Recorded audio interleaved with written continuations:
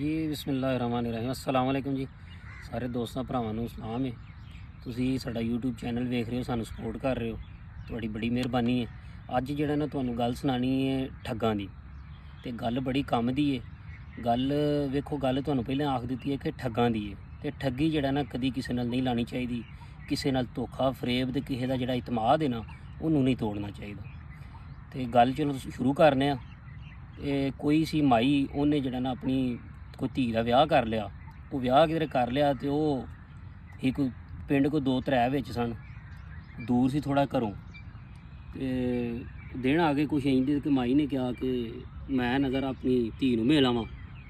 ਮਾਈ ਜਿਹੜਾ ਤਿਆਰ ਸ਼ਿਆਰ ਹੋ ਕੇ ਜਨਾਬ ਸੋਨਾ ਸ਼ੋਨਾ ਪਾ ਕੇ ਕੜੇ 2 ਸੋਨੇ ਦੇ ਪਾਏ, ਗਠਰੀ ਲਈ ਚੁੱਕੀ ਤੇ ਤੁਰ ਪਈ। ਉਹ ਟੁਰ ਕੇ ਸਫ਼ਰ ਹੁੰਦਾ ਸੀ ਉਦੋਂ। ਟੁਰ ਪਈ ਤੇ ਜਦੋਂ ਟੁਰ ਪਈ 2 ਬੰਦਿਆਂ ਨੇ ਉਹਨੂੰ ਵੇਖ ਲਿਆ। ਬੰਦਿਆਂ ਵੇਖਿਆ, ਉਹਨੇ ਆਖਿਆ ਮਾਈ ਜਾਂਦੀ ਕਿ ਤਿਆਰ ਸ਼ਿਆਰ ਹੋ ਕੇ ਪਈ ਤੇ ਮਾਈ ਦੇ ਨਾਲ ਹੋ ਜਾਈਏ। ਮਾਈ ਦੇ ਨਾਲ ਹੋ ਗਏ ਤੇ ਬੜੇ ਹਮਦਰਦ ਬਣੇ। ਉਹਨੇ ਆਖਿਆ ਮਾਈ ਨੂੰ ਕਿ ਅਸੀਂ ਜਿਹੜਾ ਤੁਹਾਡਾ ਬੋਝ ਜਿਹੜਾ ਹੈ, ਤੁਹਾਡੀ ਜਿਹੜੀ ਗਠਰੀ ਇਹ ਚੁੱਕ ਲਈਏ। ਤੇ ਇੱਕ ਗੱਲ ਯਾਦ ਰੱਖੋ, ਜਿਹੜੀ ਤੁਹਾਡਾ ਬੋਝ ਹੈ, ਕੋਈ ਵੀ ਤੁਹਾਡਾ ਬੋਝ ਕਦੇ ਵੀ ਉਂਝ ਨਹੀਂ ਚੁੱਕ ਸਕਦਾ। ਉਹਨੂੰ ਕੋਈ ਨਾ ਕੋਈ ਮੁਫਾਦ ਹੈ, ਕੋਈ ਨਾ ਕੋਈ ਲਾਲਚ ਹੈ ਤੇ ਤਾਂ ਚੁੱਕਦਾ। ਤੇ ਜਾਂ ਉਹ ਤੁਹਾਡਾ ਬੜਾ ਹੀ ਕੋਈ ਮੁਖਲਸ ਹੈ ਤੇ ਤਾਂ ਚੁੱਕਦਾ। ਚਲੋ ਖੈਰ, ਉਹਨਾਂ ਬੋਝ ਉਹਨਾਂ ਮਾਈ ਦਾ ਚੁੱਕ ਲਿਆ। ਉਹਨਾਂ ਵਜ਼ਨ ਆਖਿਆ ਮਾਈ ਦਾ ਹੀ ਚੁੱਕ ਲੈਨੇ। ਗਠਰੀ ਉਹਨਾਂ ਚੁੱਕ ਲਈ ਤੇ ਟੁਰ ਪਏ ਤੇ ਚਲੋ ਕੋਈ ਗੱਲਬਾਤ ਵੀ ਹੋਣੀ ਸੀ। ਟੁਰਦਿਆਂ ਉਹ ਗੱਲਬਾਤ ਹੋਣ ਲੱਗ ਪਈ। ਤੇ ਇਹ ਬੰਦੇ ਜਿਹੜੇ ਸਨ ਦੋਵੇਂ ਇਹ ਹਨ ਠੱਗ। ਹੁਣ ਇਹ ਠੱਗ ਵੀ ਇੱਕ ਉਸਤਾਦ ਤੇ ਇੱਕ ਸ਼ਾਗਿਰਦ ਸੀ। ਉਹ ਗੱਲਬਾਤ ਹੋਣ ਲੱਗ ਪਈ ਤੇ ਉਹਨਾਂ ਆਖਿਆ ਮਾਈ ਨੂੰ ਕਿ ਅਸੀਂ ਨਾ ਤੁਹਾਨੂੰ ਇੱਕ ਗੱਲ ਸੁਣਾਉਂਦੇ ਹਾਂ, ਤੇ ਜੇ ਤੇ ਤੁਸੀਂ ਆਖਿਆ ਨੇ ਇੱਕ ਝੂਠ ਹੈ ਤੇ ਤੁਸੀਂ ਜਿਹੜੇ ਨਾ ਸੋਨੇ ਦੇ 2 ਕੜੇ ਪਾਏ ਨੇ, ਇਹ ਤੁਹਾਨੂੰ ਇੱਕ ਕੜਾ ਸਾਨੂੰ ਦੇਣਾ ਪੈਣਾ। ਮਾਈ ਆਖਿਆ ਸੁਣਾਓ ਗੱਲ, ਠੀਕ ਹੈ ਸੁਣਨੀ ਹੈ ਮੈਂ ਤੁਹਾਡੀ।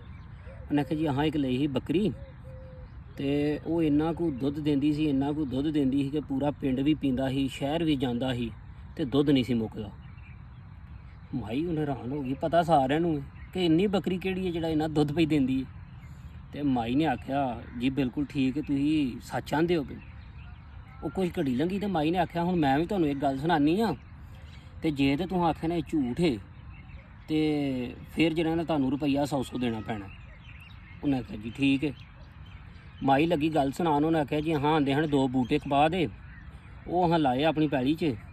ਉੱਥੋਂ ਇੰਨੀ ਕਪਾਹ ਹੋਈ ਕਿ ਜਿਹੜਾ ਨਾ ਸਾਰੀਆਂ ਮਿੱਲਾਂ 'ਤੇ ਗਈ ਤੇ ਫਿਰ ਵੀ ਕਪਾਹ ਬਚ ਗਈ। ਉਹ ਬੜਾ ਜਿਹਾ ਕੱਪੜਾ ਉਹਦੇ ਕਪਾਹ ਨਾਲ ਬਣਿਆ, ਚਾਦਰਾਂ ਬਣੀਆਂ।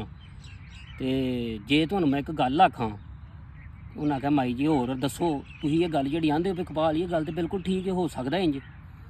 ਉਹਨੇ ਆਖਿਆ ਮੈਨੂੰ ਜਿੱਥੋਂ ਤੱਕ ਲੱਗਦਾ ਨਾ, ਇਹ ਜਿਹੜੇ ਤੁਸੀਂ ਕੱਪੜੇ ਪਾਏ ਨੇ ਤੇ ਜਿਹੜੀ ਚਾਦਰ ਲਈ ਹੈ ਨਾ, ਇਹ ਵੀ ਸਾਡੀ ਕਪਾਹ ਦੀ ਆਈ ਹੈ। ਬੰਦੇ ਹੁਣ ਚੁੱਪ ਪਰੇਸ਼ਾਨ ਹੋ ਗਏ। ਉਹਨਾਂ ਆਖਿਆ ਜੇ ਤੇ ਆਖਿਆ ਝੂਠ ਹੈ ਤੇ ਰੁਪਈਆ 100 ਦੇਣਾ ਪੈਣਾ।